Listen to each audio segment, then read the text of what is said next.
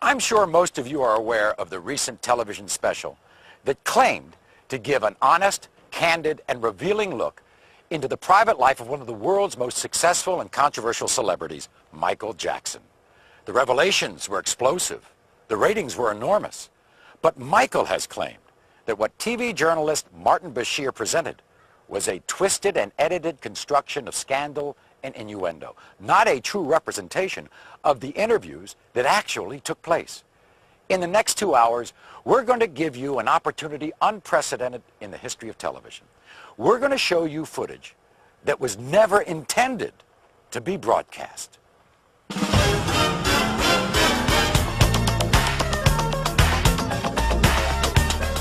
Tonight, the private video from Michael's own cameras. Cameras that shot the Michael Jackson interview.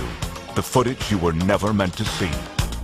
As much as I do not speak about my family, I will. Right now.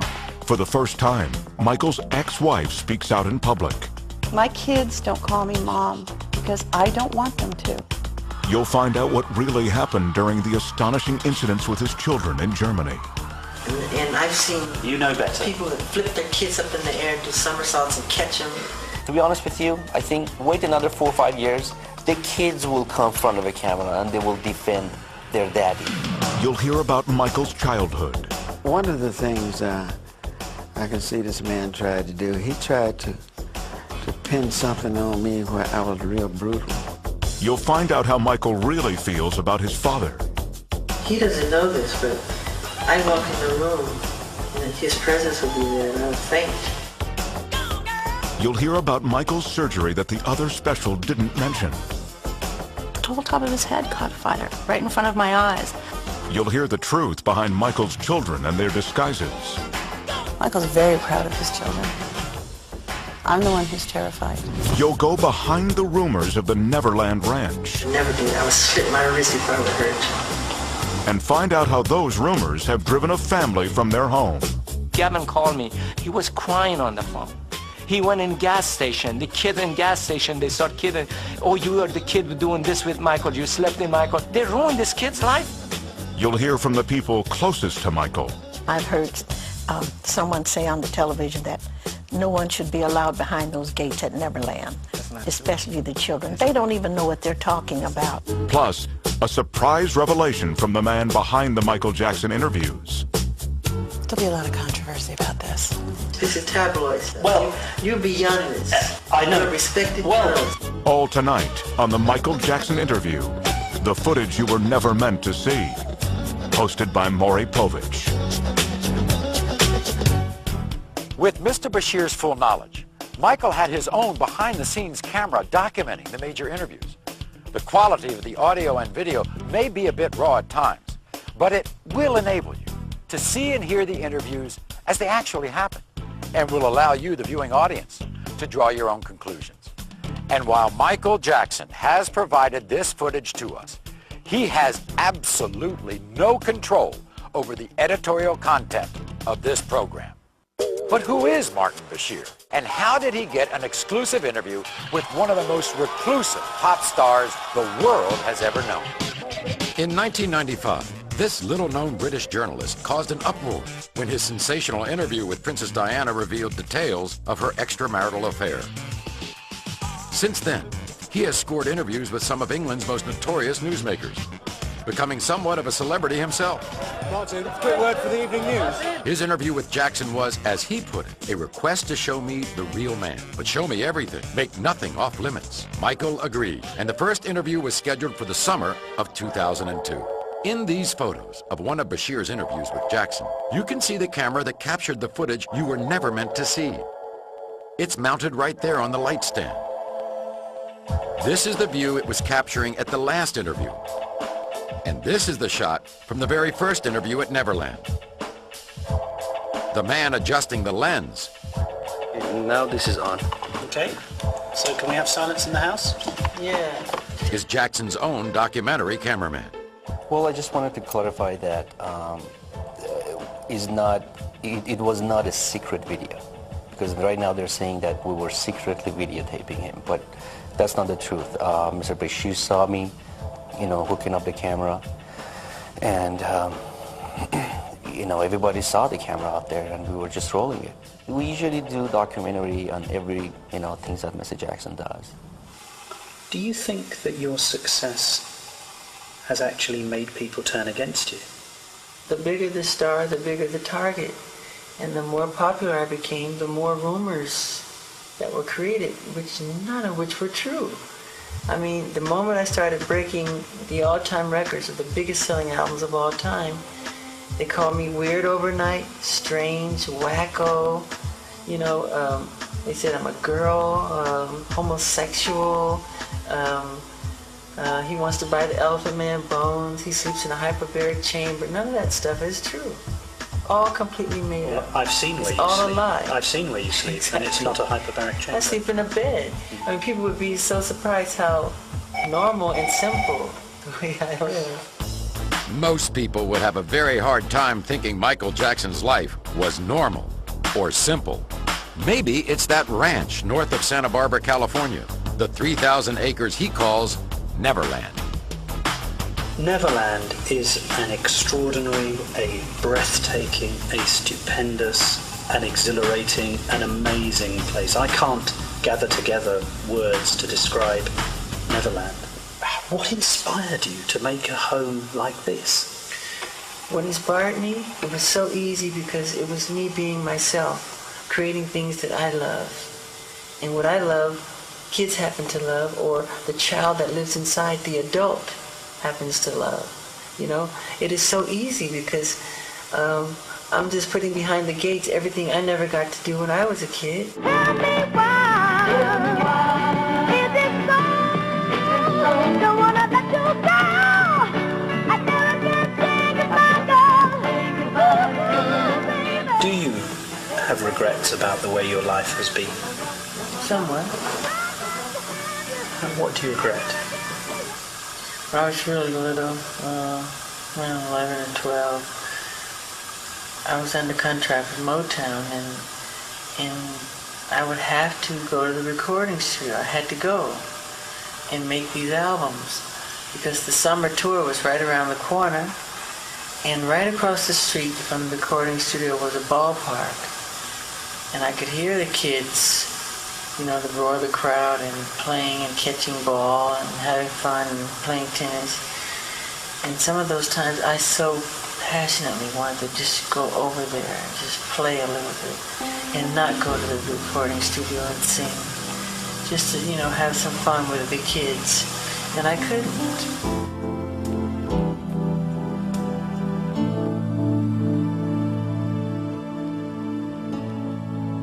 People say, why is he always with children? Well, I was raised in a world with adults. When kids were playing in bed sleeping at night, I was up doing clubs. I was doing club dates, 3 in the morning. The striptease would come on after us. You know, we were performing. And we didn't have friends. My brothers were like my friends, but we worked. There was no Christmas. There were no birthdays, and we were very strict Jehovah's Witnesses. So I'm compensating. Nature makes sure that I compensate for the lost. So when you come behind my gates, you'll see amusement park, you'll see animals, you'll see everything I never got to do. There's candy everywhere. While Bashir and his crew were here at Neverland, they got to witness what has become an almost weekly experience. Busloads of children, some from the inner city, some orphaned, some terminally ill, but all of them escaping their reality to spend a day at Michael Jackson's creation.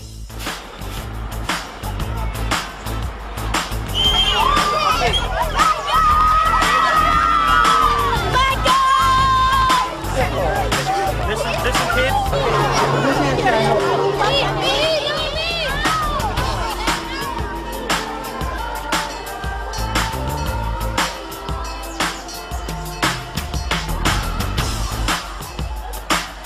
So, want to come over here and see the elders? I feel totally at home with them. I can talk to them one-on-one because they don't judge you. You know, they're not looking for anything. They just want to have some fun, you know. And that's the same with myself. And I can connect to that, you know. I can understand that. And the fact that I missed out on so much as a child. As soon as they come in the room, for me, the room lights up. I like the sound it makes. That's great. That's great. They're really funny. Oh my God, they're funny. Didn't one of them say something funny to you yesterday about... Yeah, one of the boys said to me, he said, he saw all the rides and all the amusements, and he said, Michael Jackson, you own all of this? I go, yeah. He said, you paid for all of this? I said, yeah, I did. And you still have money left over? That's exactly what he said to me. I said, yeah. I said, yeah. He goes, I can't believe it. He said, I can't believe it. That's exactly what he said. He was amazed that I still had money afterwards. We're Make-A-Wish staff members, and we are escorting all the Wish families that came to meet Michael. It's just great to be a part of it and see how happy they are.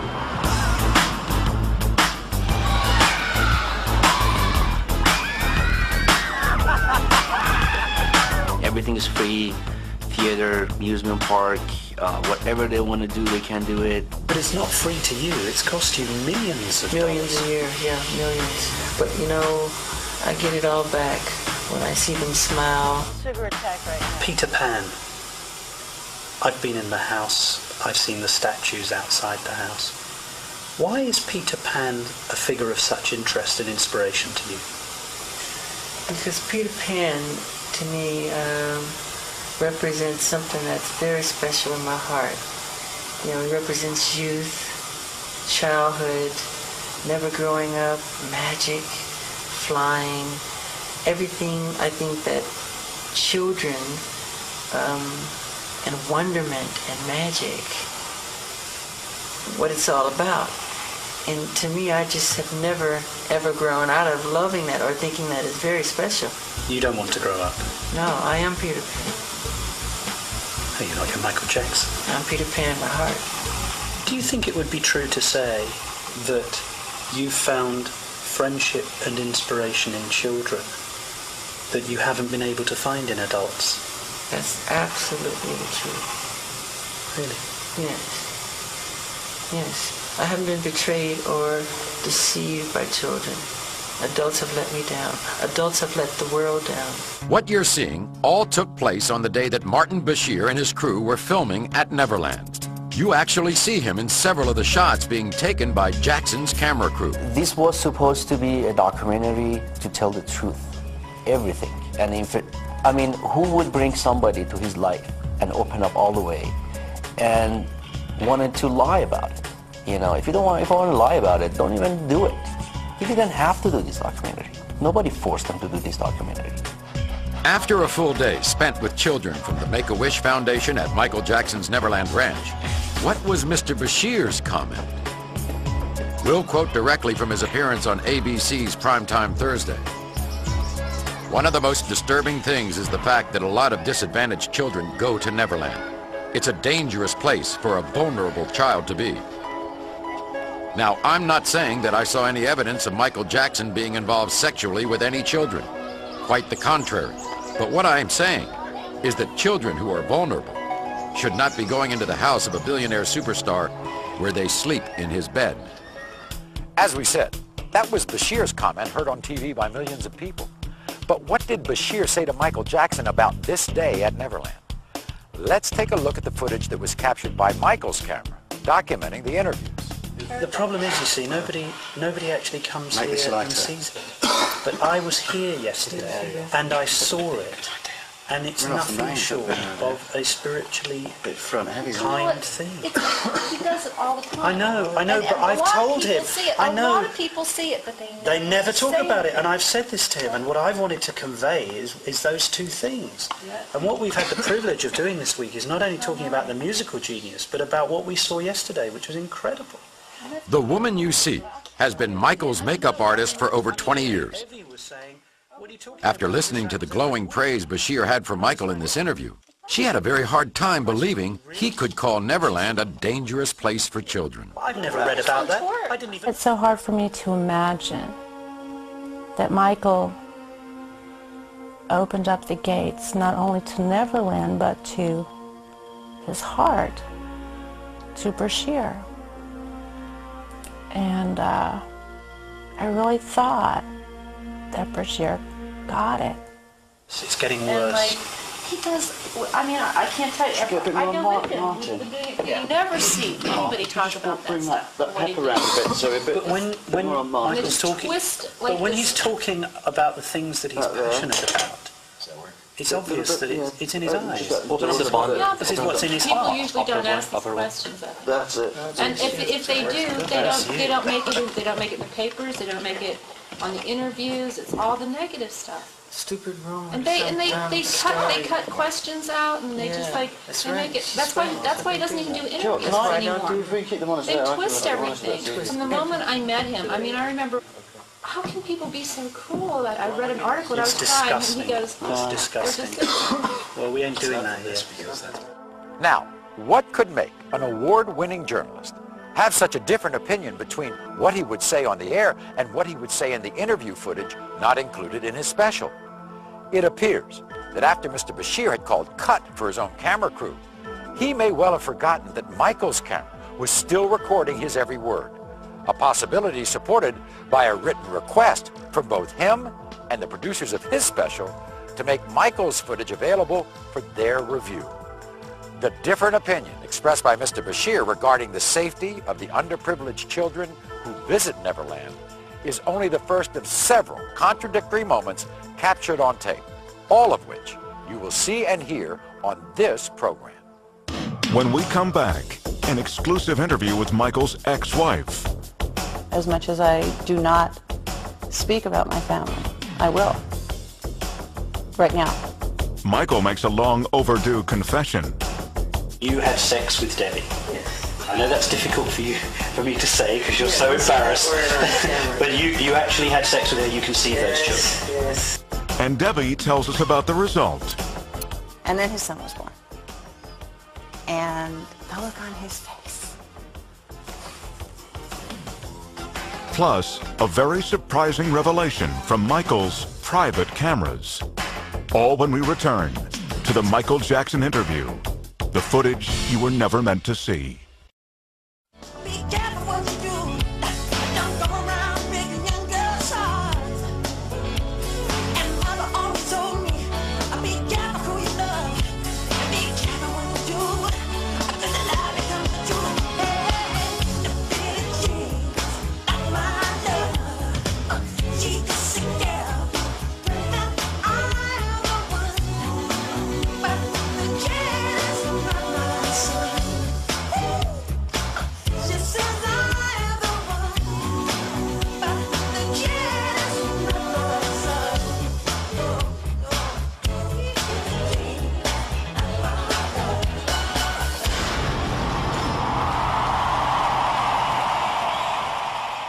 In addition to the never-before-seen footage from Martin Bashir's interviews, we have also been allowed unprecedented interviews with some of the people closest to Michael Jackson, people who have turned down very lucrative offers to tell the inside story of life behind the Neverland gates.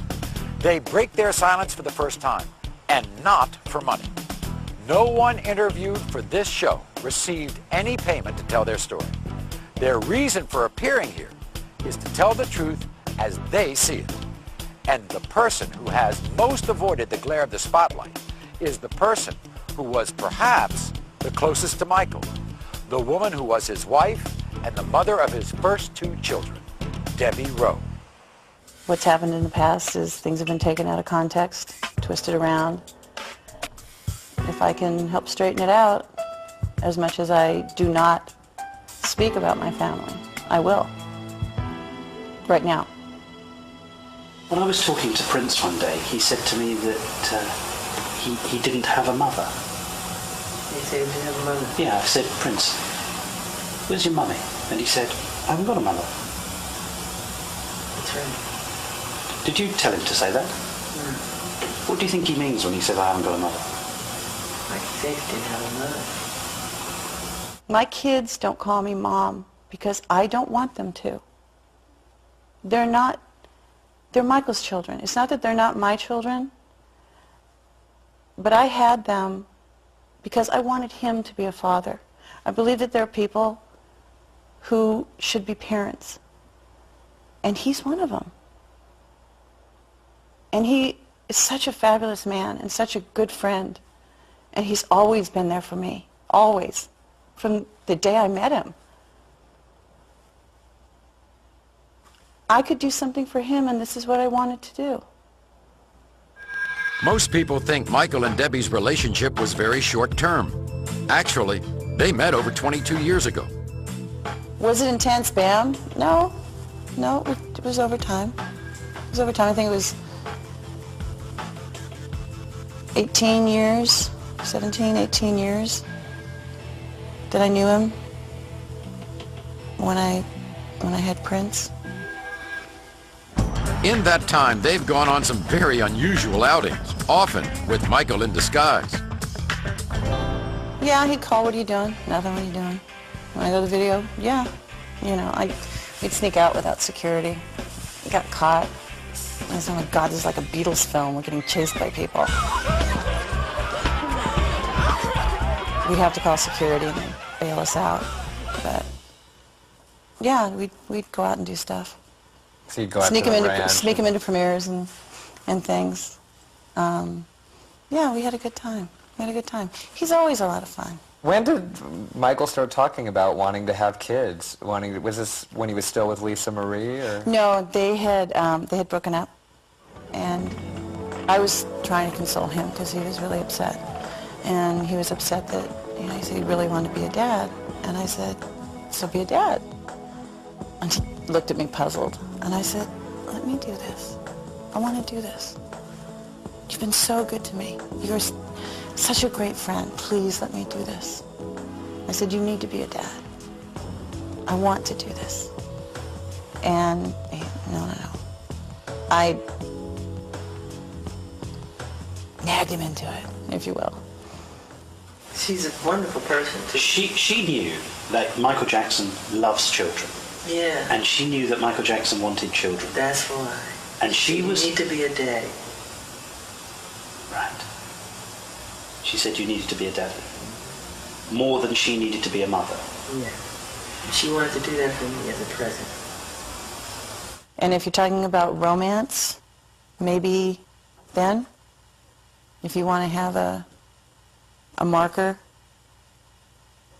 if that makes you and the rest of America feel that they need a marker, then you could probably use that. Once Debbie's pregnancy became common knowledge, the tabloid world had one burning question. Did they or didn't they? The first two crystal parents from Debbie, which was natural conception. You had sex with Debbie? Yes. I know that's difficult for me to say because you're so embarrassed. But you actually had sex with her, you can see those children. Yes. From the first moment Debbie learned she was pregnant, Michael warned her of what was to come. He said, you don't know what they can do.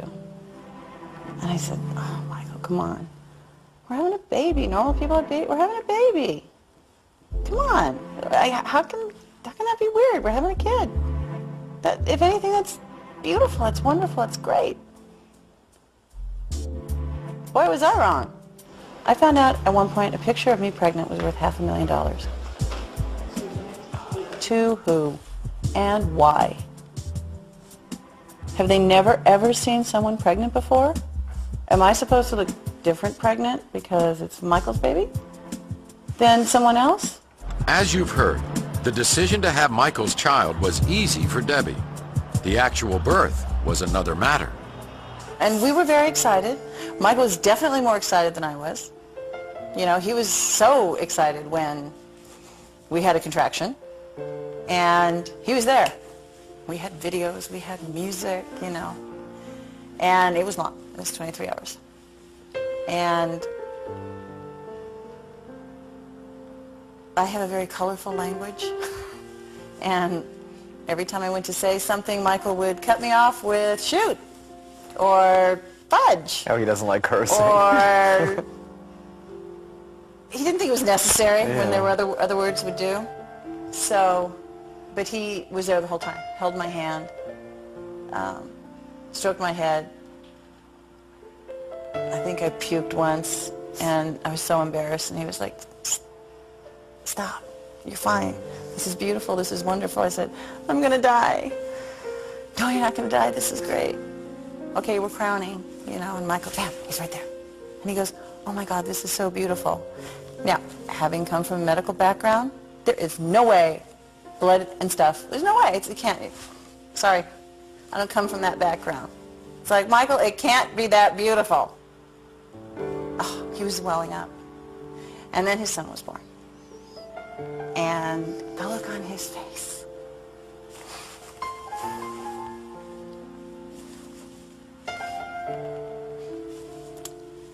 Talk amongst yourselves.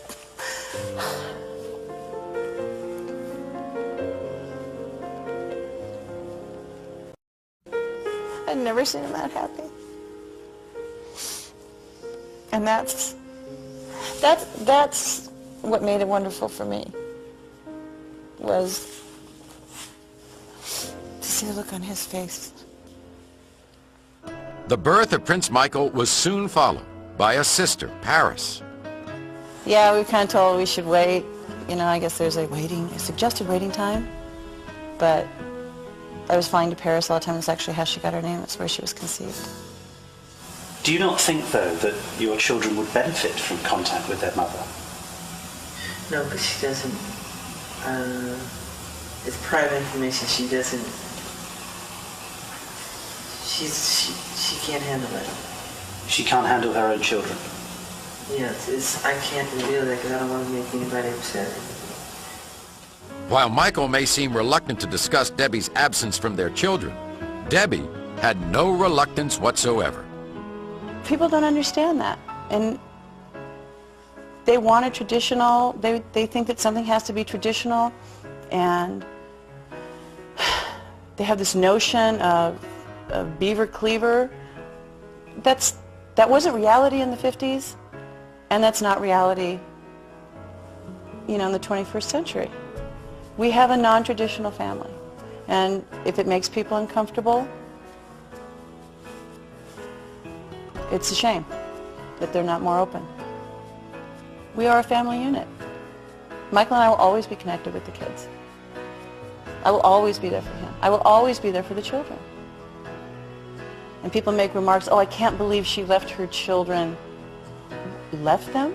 I left my children? I did not leave my children. My children are with their father, where they're supposed to be.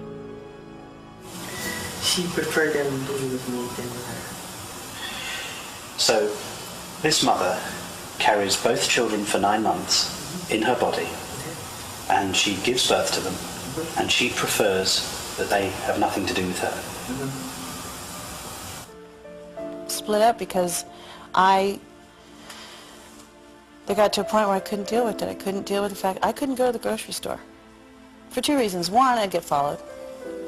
2, I'd have to look at crap on the newsstands that are right at the register as you go out that wasn't true. You know, I wasn't used to it. I like doing things for myself. Michael is more than generous. He said, we don't have to go to the grocery store. No, but I want to. I really want to. I want to go back to what I can go back to. That was what I was used to. That's where I'm comfortable. Doing this is very uncomfortable for me. Talking about these things is extremely uncomfortable for me. But it's hard when you're an entertainer, you know. It's hard to have a marriage, and I mean, one day I'll be married again, but it's too soon. I went through 2 tough divorces. So I'm married to my fans. I'm married to God. I'm married to my children. I'm married to life. Coming up, the notorious incident that had the whole world talking. It happened for like 2 seconds, but when it gets on the news, we slow it down. Michael's mother reveals what it was like to grow up in the Jackson 5. Joseph didn't beat him or anything like that. We just disciplined him out of love. And we find out why Bubbles had to go. Because since they get to an age like teenage kids do, where they want to challenge their parents. All when we return to the Michael Jackson interview. The footage you were never meant to see.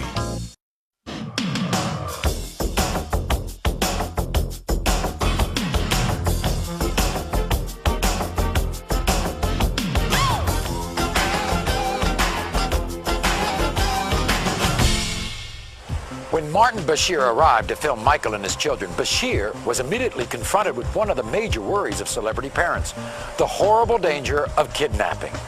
Consequently, as a security measure, public appearances by Michael's children required that their faces be hidden behind masks or veils. Because you don't let anybody see the children. I don't want. No. I don't want a Lindbergh baby. Somebody No. took Lindbergh's baby, Charles Lindbergh's baby, took him in the forest and burned him to death. Okay, so I don't want that to happen to my children. Bashir's repeated questioning fails to establish one important fact: whose idea it was to wear them. I obviously have some influence, as their faces are still covered. That was my request, not his. Michael's very proud of his children. I'm the one who's terrified. I'm the one who's seen the notes that someone's going to take his children. They're not. They're not. Whatever can be done, they're not. There's nothing more terrifying than looking at a piece of paper that says, I'm taking them. And I said, you know what? I wore a scarf, no big deal. Pretend it's Halloween. I don't want people seeing them. Because the press they can be very mean. I don't want them to grow up psychologically crazy because of the evil things they could say to them. I want them to be normal. That makes sense, doesn't it? Yeah. Right? It does. It does. And I'm sure at some point he will say, you know, to the children, do you want to wear the scarf? I will have immediate heart failure, you know, but, you know, he's not going to make his children do something they don't want to do. He's not that kind of a parent. Not at all. And I truly don't see why everybody focuses on that. I mean, is it a fashion statement? Are the scarves not matching? You know, we'll work on it. While some people may have a hard time with the intense security measures Michael and his family have to follow, there was one particular occurrence in Germany that had many people questioning his children's safety.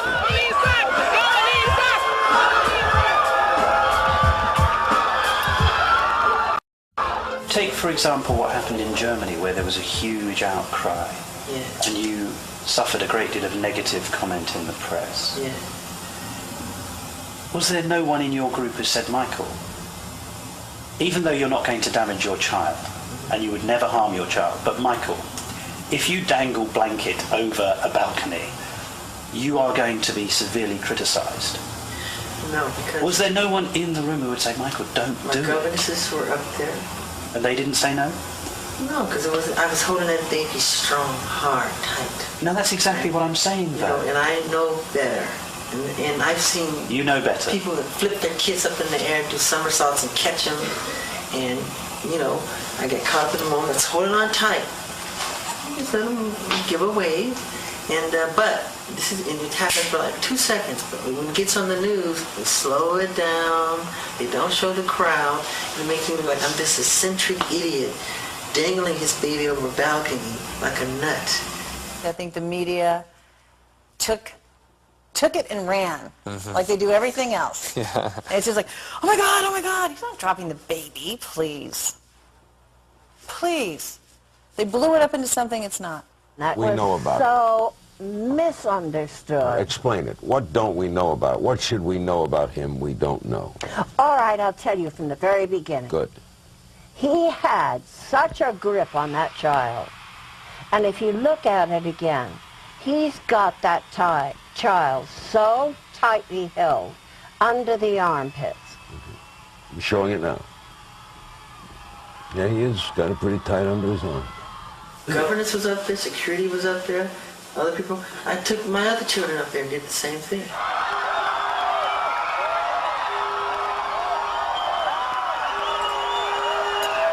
Like I said before, he's very proud of his children, you know?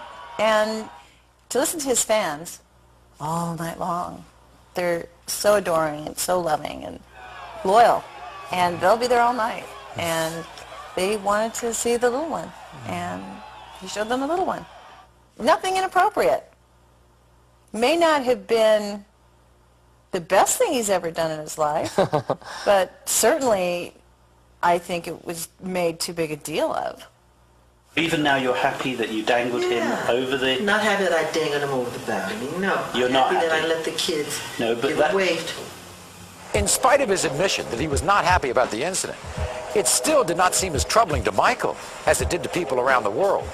A point Martin Bashir made both in his TV special and in his comments on Primetime Thursday after the show aired. He said that they are restricted, they are overly protected. I was angry at the way his children were made to suffer. What he said about Michael's parenting skills in the footage that was not aired appears to paint an extremely different picture.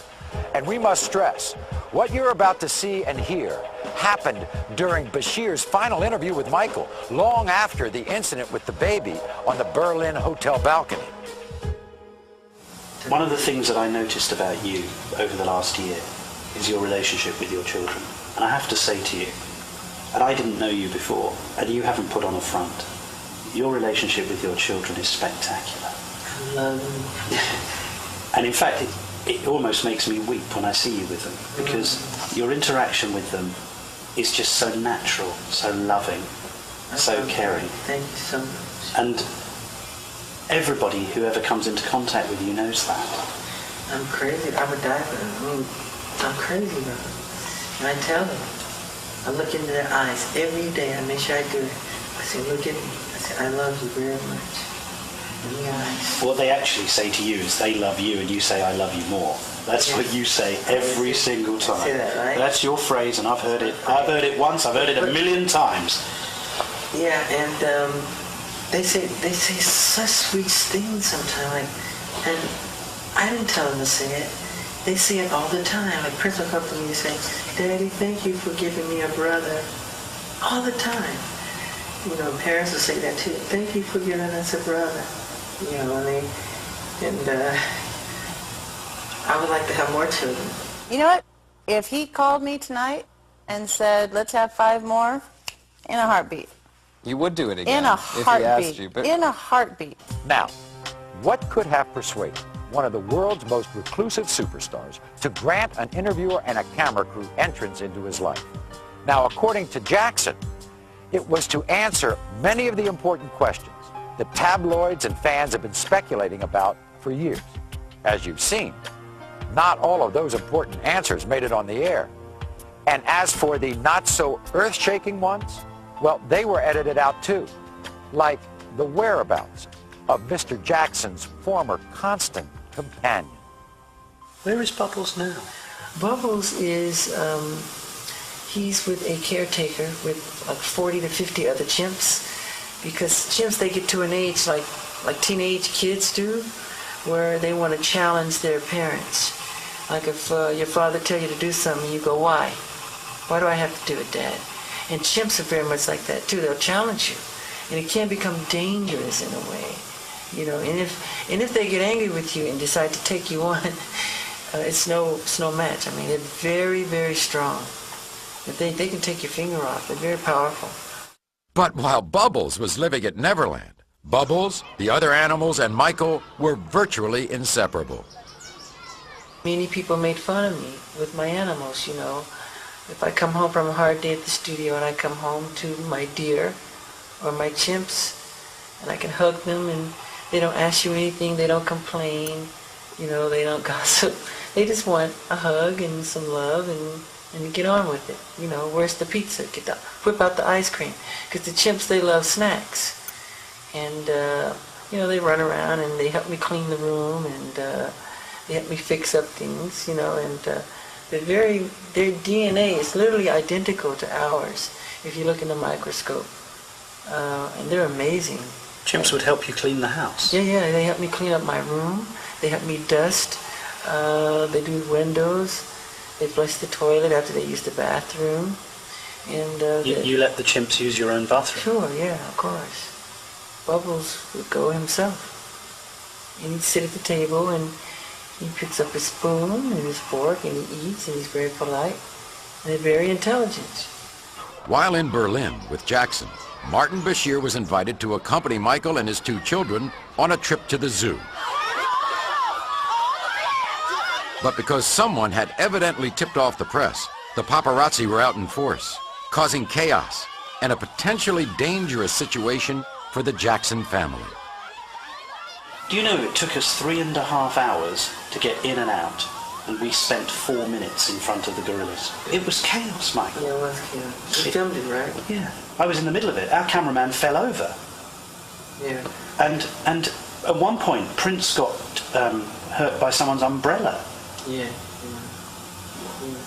Do you really think it was worth the pain of 3.5 hours for 4 minutes in front of the gorillas?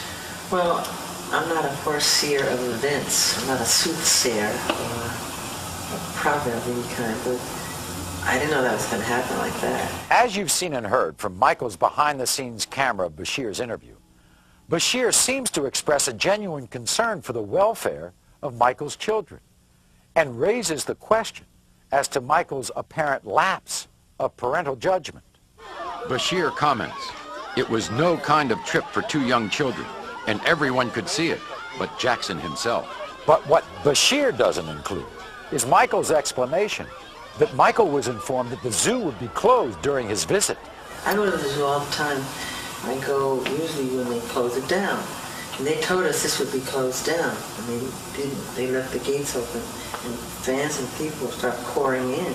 In fact, what the owner said, because I was there, he actually said that his view was, at the end of the normal opening hours, he would have closed the zoo and then just opened it for you and your family. But you decided not to go then. You wanted to go in the day rather than... It's not true. Is that not true? It's not true. That was what he said. I wouldn't want to go in the day, especially if I have a problem with the sun. And well, it was winter in Germany, so it wasn't... Yeah, it wasn't nighttime would have been much cooler. Yeah. But wouldn't it have been better to have gone at night? Yeah. So why didn't you? I never knew that was the proposal. I thought we had a slot and that was it. This was like just a misunderstanding from the zoo part and, you know, Michael's people, and they thought the zoo was going to be closed, but it wasn't. But that whole thing was not a big deal. I mean, he goes through that all the time. Coming up, Michael's video cameras capture a very revealing moment. So they're so quick to call you strange and weird, but it's almost as if you're forced to be different. Michael's father reacts to Bashir's special. Well, one of the things I can see this man tried to do, he tried to pin something on me where I was real brutal. What caused the surgery the other special didn't tell you about? He was so badly burnt on the top of, the whole top of his head caught fire right in front of my eyes. The devastating disease that Michael claims turned him porcelain white. Said I was putting on cream to make myself lighter. That's not true. How did I know? And friends of Michael who were forced to leave their home. All when the Michael Jackson interview, the footage you were never meant to see, continues. We'd like to remind you that while Michael Jackson provided much of the footage you are seeing tonight, he has absolutely no editorial control over the content of this program.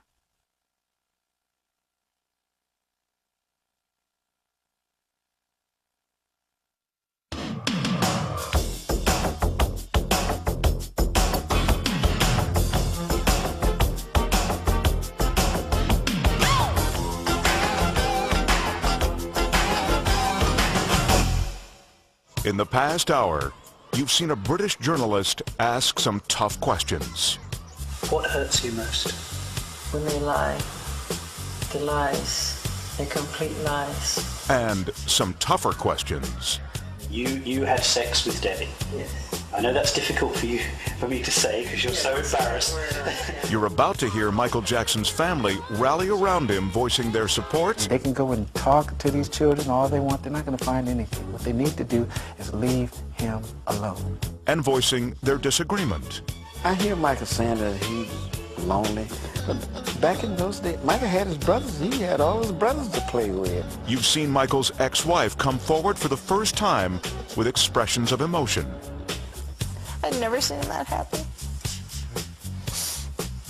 And that's what made it wonderful for me. And expressions of strength. I cannot leave my children. My children are with their father, where they're supposed to be. But most of all, you've seen Michael Jackson's own private cameras catch the good, I think God outdid himself when he created children. the bad, If you dangle blanket over a balcony, you are going to be severely criticised. the strange, You let the chimps use your own bathroom. Sure, yeah, of course. Bubbles would go himself. and the strangely human. I am Peter Pan. Oh, you're not your Michael Jackson. I'm Peter Pan by heart.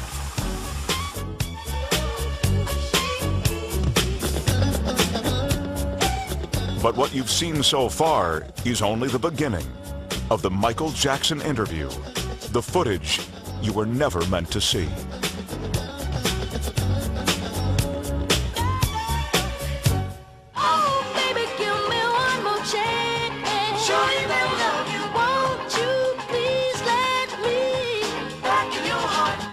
In addition to revisiting the interviews with Michael Jackson that were contained in the ABC special, we've also asked members of the Jackson family to comment on the information that the special chose to include.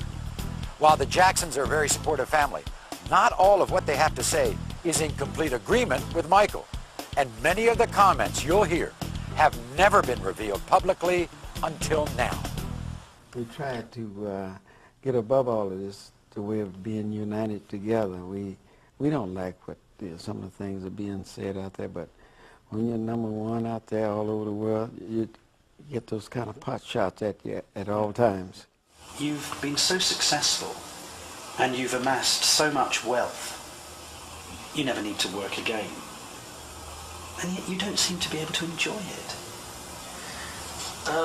It seems that you're restricted somehow. I enjoy it through my children. I enjoy it. But I'm talking about you. You just don't seem to enjoy it. Enjoy what? Enjoy your success. Enjoy your wealth.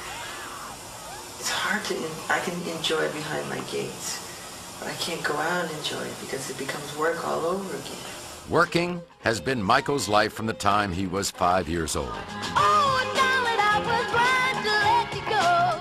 And as we've already seen, missing out on his childhood continues to affect him to this very day.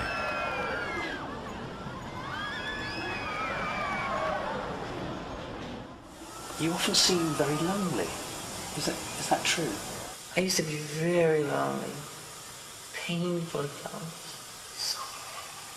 You have no idea. I used to walk the streets looking for people to talk to. I hear Michael saying that he was lonely, but back in those days, Michael had his brothers. He had all his brothers to play with. Yeah, all of us. Oh, and so, you know, and the kids that he bought all the candy around, he buy so much candy, and kids would be in a circle, standing around in a circle, and they all be eating candy off the allowance I had given him. But one thing he enjoyed to see those kids eating that candy, he'd be laughing. Weren't you surrounded by your family, by musicians, by people wanting to be your friend? You were an international superstar. How can you say you have no friends? Because those people spoke to me on a language on another level that was musical, that was entertainment, but to get away from that, to separate oneself from that, and to try to discover the fun things about life. When do you feel lonely? When do I feel lonely?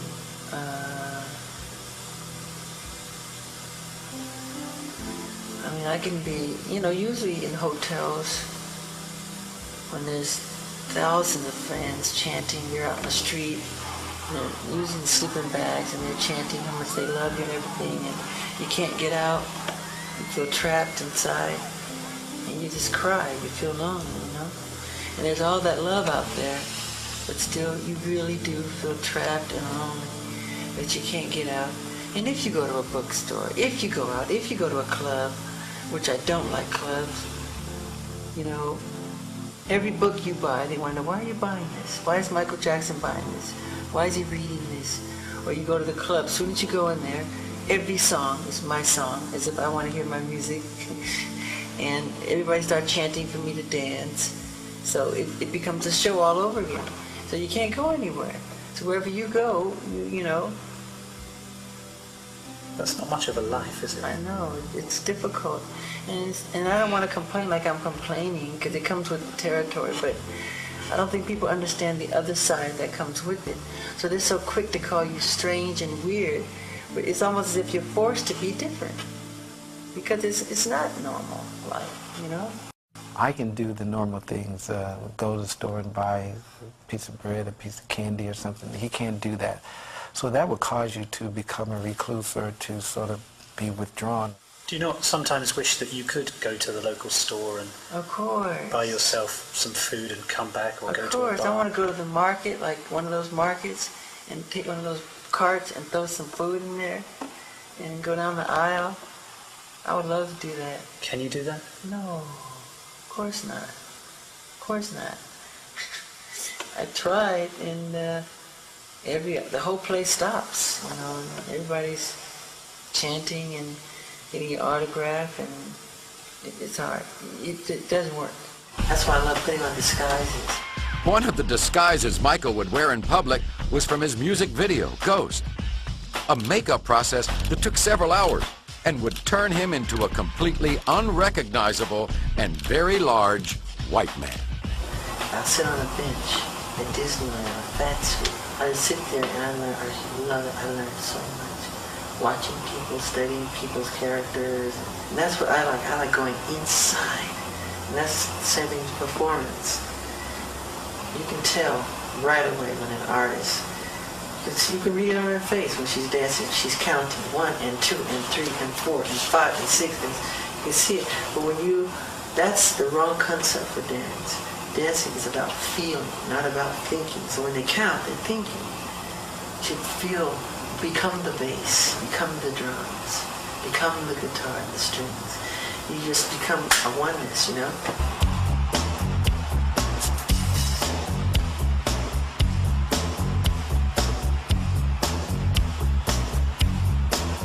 That's very important. But that's real. But that's Michael Jackson talking as a performer. I love performing. But that's not... I wish I could sleep on stage. But that's not Michael Jackson the person.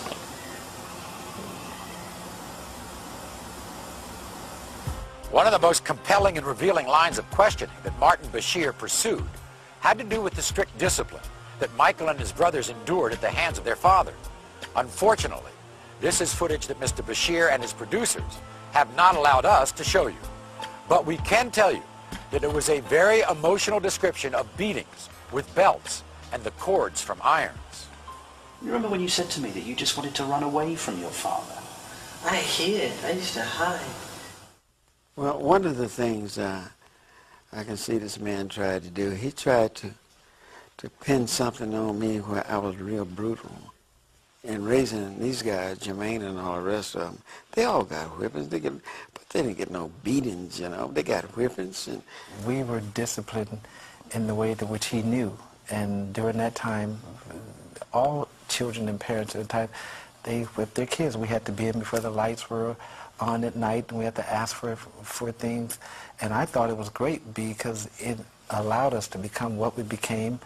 We never got on drugs. We never got in trouble. And I see the difference from my upbringing as when I came to California, and friends that I went to school with, how they would curse their parents out and slam the door and disrespect them. Joseph didn't beat him or anything like that. We just disciplined him out of love. And the Bible says if you love a child, you will discipline them.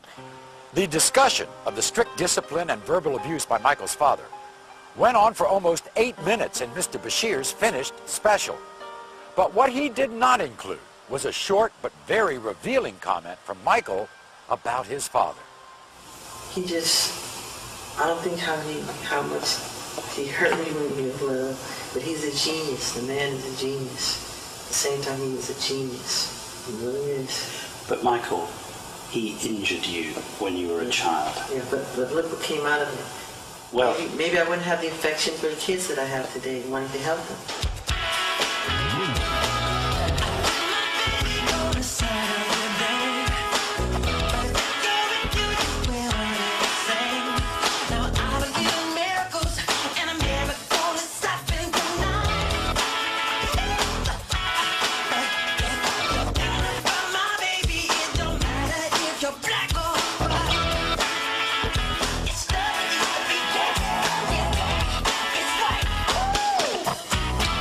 Without a doubt, one of the most controversial topics of Michael Jackson's life is his relationship with children. The scandals and rumors surrounding allegations made against Jackson are the subject of seemingly endless speculation. As we told you before, Michael Jackson has no editorial control over the content of this program. What you see and hear is intended to be an unbiased presentation that allows you to draw your own conclusions. Some years ago, you yourself were about to embark on a tour, and allegations were made about you and children. What about 1993? What happened? What was Michael Jackson doing? Because they don't know me. They don't know me. All that was false. Complete innocent guy. I would never do that. I would slit my wrist before I would hurt a child. He would never hurt a child. Never. It's not in him. No way. He would never do anything inappropriate with a child. It's the furthest thing from his mind. When those allegations came, in 93, I think it was devastated. I mean, talk about going for the jugular.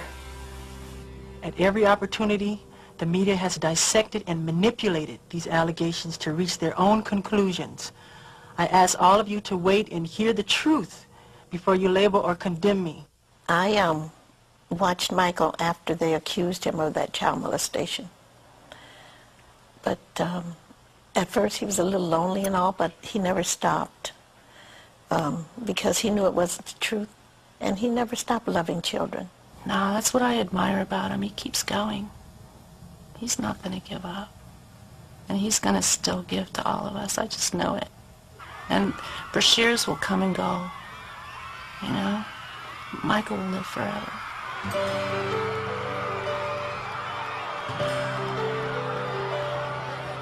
Apparently there's some confusion with sleeping in beds. My favorite thing to do is to sit in bed and watch TV. If you're coming over, take your shoes off, get on the bed, or watching TV. Michael was never indicted. I said he was never charged. He was never anything. Now, they came in this house, right, and they tore this house apart. They went in my mother's safe. They went in, and they tore it up, and they went in my mother's high blood pressure pills, and they were looking at, I mean, just what were they looking for? They were trying to get some crap on Michael that was not true. What hurts you most? When they lie. The lies. They're complete lies. And it hurts.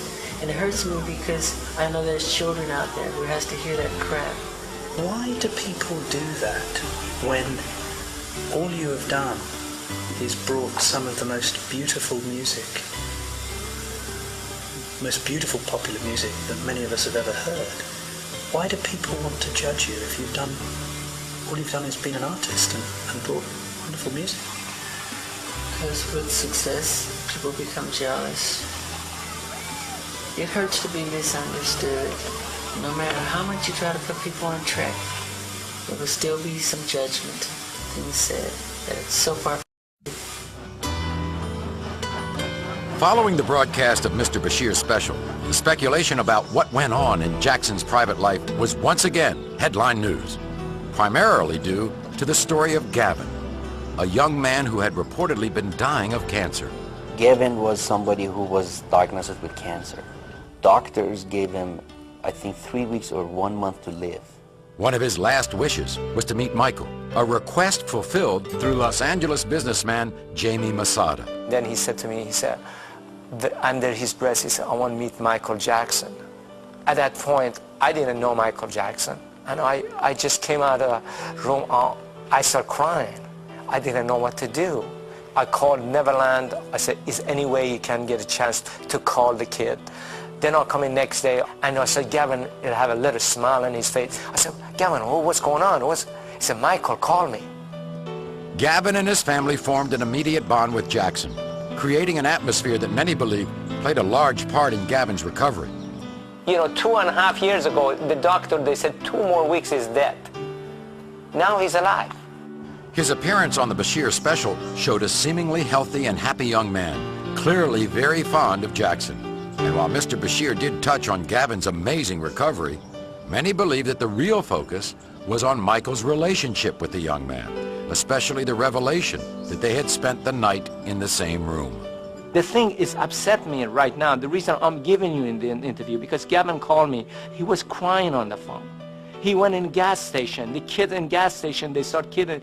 Oh, you are the kid doing this with Michael. You slept in Michael. It's horrible to do to a kid. This kid been through life. He's been through horrible life so far. Since Mr. Bashir's documentary aired, Gavin and his mother have gone into seclusion after being bombarded by requests for interviews from tabloids around the world. This statement released to the press by Gavin's mother says, I'm appalled at the way in which my son has been exploited by Martin Bashir. The relationship that Michael has with my 3 children is a beautiful, loving, father, sons, and daughter one. To my children and me, Michael is a part of our family. In addition, she is considering action against Mr. Bashir for including Gavin in his special without parental consent. You can only take the lies for so long. And I've reached my limit. And that's why I'm doing this. I'm not here to defend my boss. I'm here to tell the truth. I didn't really know how you behave with the people who come to the ranch and come to your home. I hadn't seen it. And you were the most generous person.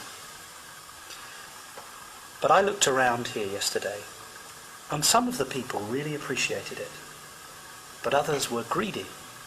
Others couldn't help themselves. Do you sometimes despair of human nature? Yes. One of the topics repeatedly brought up in Martin Bashir's interviews is the same one that has been the subject of speculation by countless tabloids, talk shows, and comic monologues for over 20 years. Michael Jackson's changing appearance. Having surgery or changes or whatever, cosmetic surgery or anything like that. People have that sort of thing in this country all the time. All the time. People go on a weekly basis to have things changed. And most celebrities, most movie stars, you know. So why is it such an issue that you do that? But the fact that they said I had, like I'm overly obsessed with it, it's not true. That's not, the things they've said that I've done are not true. I haven't had my eyes done. I haven't had my cheekbones done. I haven't had my lips done. I haven't had my chin done. That's a lie. They just go too far. In the final interview 8 months later, Martin Bashir is still doggedly pursuing rumors of Michael's plastic surgery. I look fine. You look fine. I'm one of the stinky. That's a nice. But you don't look stinky. An area of his life Bashir said he felt Michael had been less than honest about. You know, you physically changed, haven't you? The photographs of you, if I look at them. No, it's called adolescence. It's called growing and changing. Yeah, but even the shape of your face has changed. No, it has not. I've had no plastic surgery on my face, just my nose. It helped me breathe better so I can hit higher notes and have clear. The press decided to add on all this stuff. Nothing's been done to my eyes, cheekbones, chins, lips, nothing. They made it all up. Do you think that people do go too far with plastic surgery, generally? Do you think well, it's become... So why are you so defensive when people say, Mick Jagger's had one, Paul McCartney may have had one, Michael Jackson's had one? They don't do it that way. What do they do? They just pick on me like I'm the only one that does it. That's why. So if people said, well, actually, Michael's the same as everyone else, yeah, then it wouldn't upset you so much? It wouldn't upset me so much. You know, if you want to have a facelift, you have a facelift. Yeah, if it makes you happy. Regardless of your opinion about the extent of Michael's plastic surgery, one fact is clear. Martin Bashir's TV special made only passing reference to one of the most noticeable differences in Michael's appearance. Bashir quoted people as saying that when Michael Jackson was a boy, he was a black kid. And now as an adult, he looks like a white man. Which was a rumor. They said I was putting on cream to make myself lighter. That's not true. I have vitiligo. You have a condition. Vitiligo is a medical condition that Jackson claims has afflicted him for more than 20 years. This disfiguring skin disease affects nearly 2% of the world's population and strips all pigmentation from the skin. The result is not just pale, but porcelain white. In the beginnings, the vitiligo started happening relatively early. You know, he even was trying to hide it from me. He tried to hide it for quite a while. You know, he'd always try to cover with makeup and even out his skin tone and everything until it just got so extensive. I mean, it's all over his body. We were always trying to hide it and cover it for the longest time until he just had to tell Oprah and tell the world, listen, I'm not trying to be white. I have a skin disease. The loss of pigment exposes vitiligo sufferers to great risk of skin cancer, requiring constant shade from the sun and thick makeup or sunblock to lessen the exposure. You know, in the beginning, I tried to cover the light spots to the darkest part of his skin, but then it became so extensive that we had to go with the lighter part of the skin because his whole body was reacting. He'd have to be in complete, full body makeup every inch of his body. You know, so it was easier to make the transition to him being to the lighter shade that he is. But for Michael, one of the most painful side effects of vitiligo is the reminder of the earlier skin trauma that humiliated him as a child. You talked about how when you went through adolescence, you had a terrible time. Yeah. And in fact, I had a look at some pictures of you during that period. And you did have a lot of spots. Yeah. Yeah. And being shy as I am and was, then even worse than. Terrible. It was like a disease. Perhaps the most startling omission regarding Michael's history of plastic surgery came during a discussion of the procedures that Michael admits to having. You're saying you've only ever had one piece of surgery on your nose? 2. You've had 2? As I can remember. This is where the TV show stops. But had they included Michael's answer from just 10 seconds earlier, they would have allowed him to remind us of a serious injury that severely affected his appearance. No. I was severely burned. Yeah. But apart from having that surgery because of obviously the injury of the fire. January 27, 1984. Michael was shooting a commercial that attempted to duplicate a concert performance.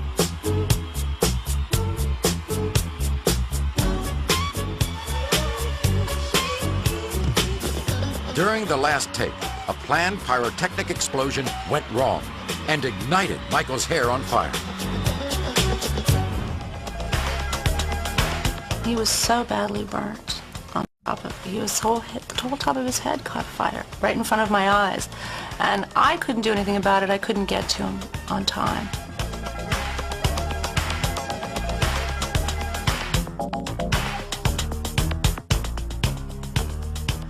But Miko, Marlon Brando's son, was able to push away the barricades and jump on him and put out the fire with his bare hands.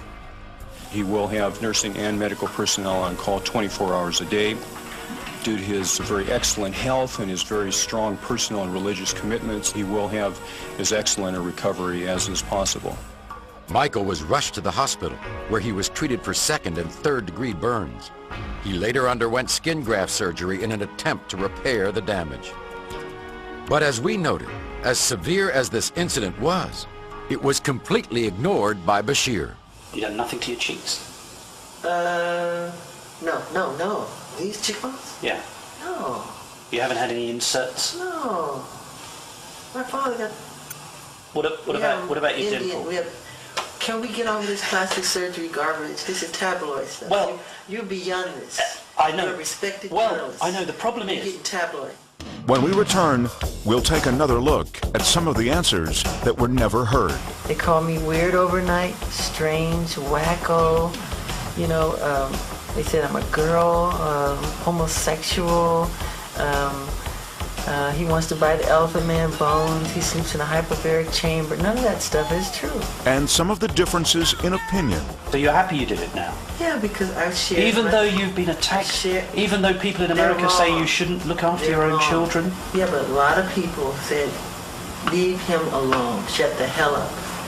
A lot of people. All caught on Michael Jackson's own camera. When we return to the Michael Jackson interview, the footage you were never meant to see.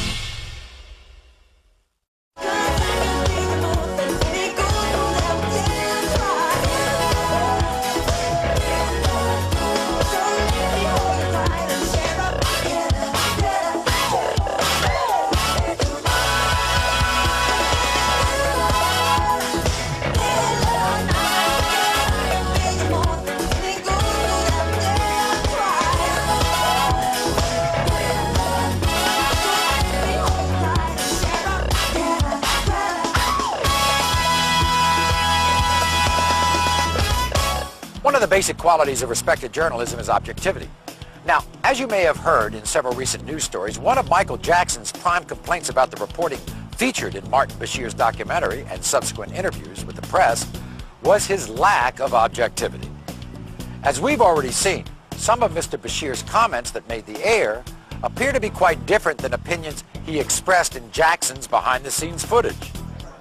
About Michael's ranch, Mr. Bashir's on-air comment was, "One of the most disturbing things is the fact that a lot of disadvantaged children go to Neverland. It's a dangerous place for a vulnerable child to be." But what he said behind the scenes was this. I was here yesterday and I saw it, and it's nothing short of a spiritually kind thing. This comment about Michael's method of raising children was included on Bashir's special. They are restricted. They are overly protected. I was angry at the way his children were made to suffer. But this was not. Your relationship with your children is spectacular. I love them. And in fact, it almost makes me weep when I see you with them. Another of Jackson's complaints about the documentary is the non-inclusion of certain statements that he feels are pertinent to objective reporting. Like when Bashir devoted almost 8 minutes to the abuse by Michael's father? You remember when you said to me that you just wanted to run away from your father? I hid. I used to hide. But did not include this short and revealing comment. He hurt me when he was little, but he's a genius. The man is a genius. On Michael's taking his children to the zoo, Bashir says it was no kind of trip for 2 young children, and everyone could see it, but Jackson himself. But what you don't hear is Michael's response. I go to the zoo all the time. I go usually when they close it down. And they told us this would be closed down. And as far as probing for the truth about Michael's changing appearance, the subject of vitiligo was virtually ignored. And the severe burns and reconstructive surgery were never mentioned at all. Can we get off this plastic surgery garbage? This is tabloid stuff. Well, you're beyond this. Regardless of whether you feel that Michael Jackson is correct in his assertion that Martin Bashir's documentary was not a true representation of the interviews that actually took place, there is one question that many people share. How could Michael Jackson, a 44-year-old man who has spent most of his life in the spotlight, have allowed himself to open up to a virtual stranger? This footage from Michael's camera may give you a better understanding. That was great. Thank you. That was really, really special. It seems to me that through history, people, they really want to make someone big, and they want to be, oh, this person is so talented, and we've got to make them godlike, and they have to be perfect. And then as soon as they're there, they get more joy in tearing someone down. Eventually, when you talk and you say it like it really is, you just light up. That's what. It's about bringing out what you're about. That whole special was, it was just an attempt to tear him apart, and he trusted. He trusted Martin Bashir. They took this thing back to the studio, and they took a lot of things out, and the way this thing was narrated, it was just not fair. Why have you and I spent the last never hearing that? Why have I never? Tell me, I'm always continuously. They want to make you out to be crazy. And then slowly he started bringing his own opinion into the picture. As a reporter, as a news, I like to see the truth, then I'll decide what my take would be on it. Aren't that being honest, Turtle? You know me long enough. Yeah. I'm being completely No, it's honest. not just you though. You can see that. Bashirs will come and go, you know? Michael will live forever in everybody's hearts. Why have they just spoken to him and allowed him to speak? If indeed this video, whatever it was that was shot, is supposed to be about Michael, then it will show him as a caring, loving, understanding father, person, human being. Because that's what he is. No matter what you may feel about what you've seen on this program, it's hard to deny that Michael Jackson is a complex and controversial subject who elicits a passionate response from virtually everyone who comes in contact with him, whether through his music or his private life. In the past 2 hours, our only goal has been to present an objective view of events, showing them as they actually occurred and allowing you to draw your own conclusion. But we do feel it's appropriate to leave you with one more piece of information. Mr. Bashir is quoted as saying, "Michael Jackson is a marvelous father to his own children, and I never saw anything that would qualify as a criminal activity." This comes from an interview dated just a few days ago. Thanks for joining us, everyone. I'm Maury Povich. Good night.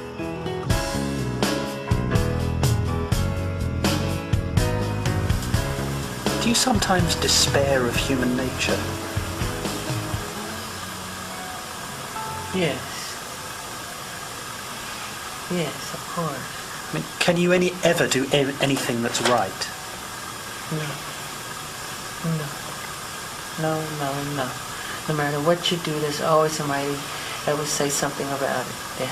They're opinionated, you know? No matter what you do. No matter how good your intentions are, there's always some jerk, some mean-spirited person to try to bring you down. And all you wanted to do is bring some love and some joy, and, you know, that's all.